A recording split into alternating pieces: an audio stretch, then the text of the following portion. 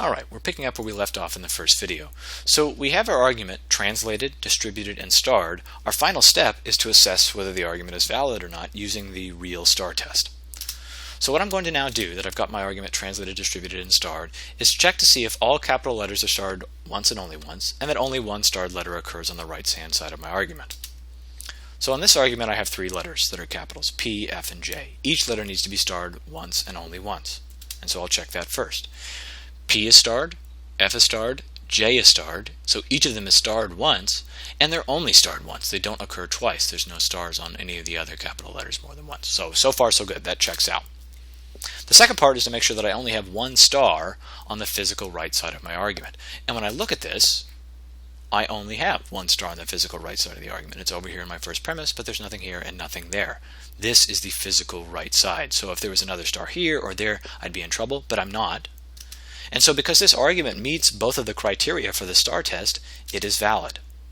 If no P or F and all J or P, well then it validly follows that no J or F. That is the conclusion that has to follow given these premises. Let's do another example. So the first thing I'm going to do again is translate my premises and conclusion, and then I'm going to go through and distribute it and star. So if my first premise is no pig can fly, I'm going to translate this as no pigs are things that can fly, so no P, R, F. My second premise, all pigs are mammals, I'm going to translate as all P, R, M. All pigs are mammals. And my conclusion, no mammal can fly, I will read as no mammals are things that can fly and translate as no M, R, F. Okay, so now I've got my argument translated, no P or F, all P or M, therefore no M or F. I'm going to then distribute my letters and underline them, and then star those distributed premise letters and the conclusion letters that are not distributed.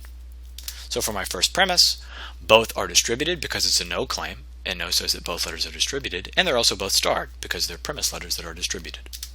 For my second premise, P is distributed given the all rule for distribution, but M isn't, and therefore P is starred because it's a premise letter that is distributed. And then my conclusion, no M or F, given the no rule, both are distributed, but neither of them are starred because only those conclusion letters that are undistributed are starred. So remember that distinction in the starring rule. Premise letters that are distributed are starred, while conclusion letters that are not distributed are starred. Do not star conclusion letters that are distributed.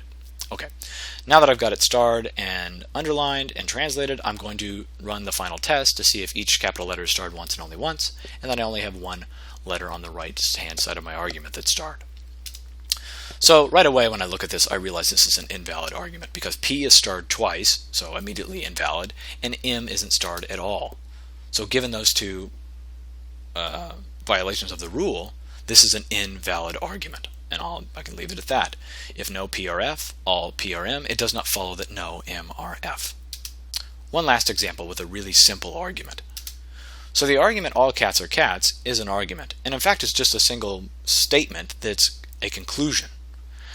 I can translate this though and then test it to discover that this is a valid claim. This becomes all C or C. All cats are cats. So I'm not going to use two different letters because I'm really talking about the same thing.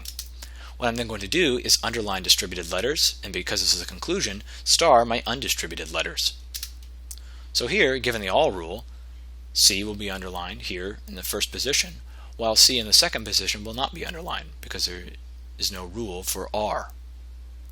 So what I then do is star my undistributed conclusion letters, which is C in this case.